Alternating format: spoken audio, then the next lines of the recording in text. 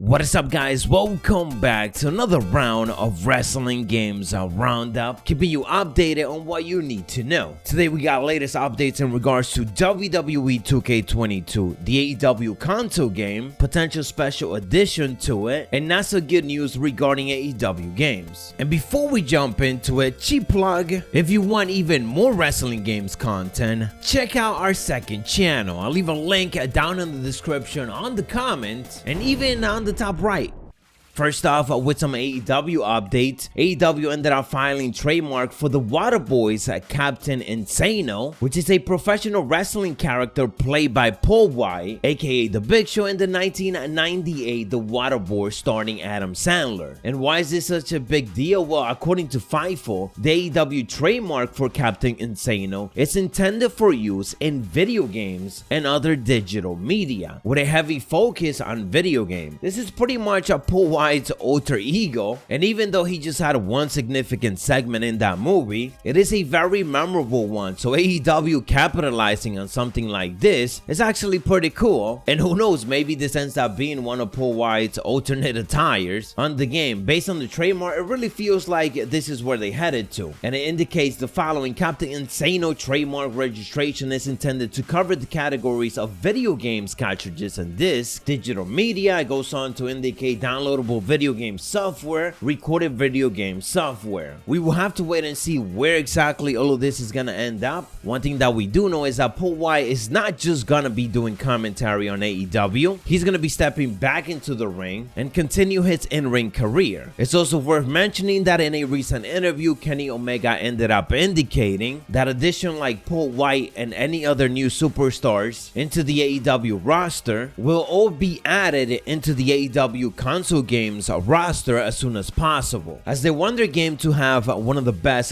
roster update that it's ongoing. Onto some other news, there seems to be a bit more complaint in regards to the AEW Casino Double or Nothing mobile game. We discussed before how AEW Games was getting some backlash because at the end of the day, the game wasn't really an AEW game, and it was just a casino game with the AEW logo on it and a couple of images once you log in, but after that, it's pretty much unrecognizable. Now there's more complaints as players are finding something that doesn't quite match their expectation, many indicating that it is a complete reskin of another mobile casino game from the same developers. I'm not necessarily too surprised about this. Mobile games tend to be this way, but again, it is just backlash that AEW Games doesn't need right now. This is their first game release, and obviously it was rushed, and they just try to capitalize on the hype of AEW to bring it out. Official screenshots, as you guys can see, of AEW Games look near identical to common game mobile games taken from the developer's website, including blackjack, roulette, and other gambling games. It would have been nice for the game to include exactly what it advertised, some AEW branded versions of slots, blackjack, poker, and roulette, but it really doesn't. Again, as soon as you log in, you see the initial AEW Casino Double or Nothing logo, you dive right into it, and you're just in a casino game. That is a reskin of another one, and one that they didn't reskin it fairly good, as they changed some color around, but besides that, they left the same background and everything else. And the last piece of news that we got for this week's Wrestling Games Roundup is in regards to WWE 2K22, as it seems like they are now working hard on the motion capture for the game. Former WWE superstar, current Impact Wrestling superstar, TJP ended up indicating that recently he has been working with 2K Games doing motion capture for WWE 2K22. This is not necessarily a surprise. We know that 2K Games they go out and get a lot of the indie superstars to do their motion capture, and TJP is someone that they've been using for years now. He revealed this while replying to a fan, and also ended up showcasing a video of a powerbomb being performed. However, it is hard to confirm whether or not this is some brand new footage, or if this is footage that he simply had saved up from previous years of doing this. Regardless, he is the one taking the powerbomb, and the other superstar, as he ended up revealing, is Ricochet, another superstar that, especially before he was in WWE, did a lot of motion capture work. A bit more 2K news this upcoming week: the DLC for WWE 2K Battlegrounds are going to be Lana and Typhoon. You're going to be able to download them for free on March 17th.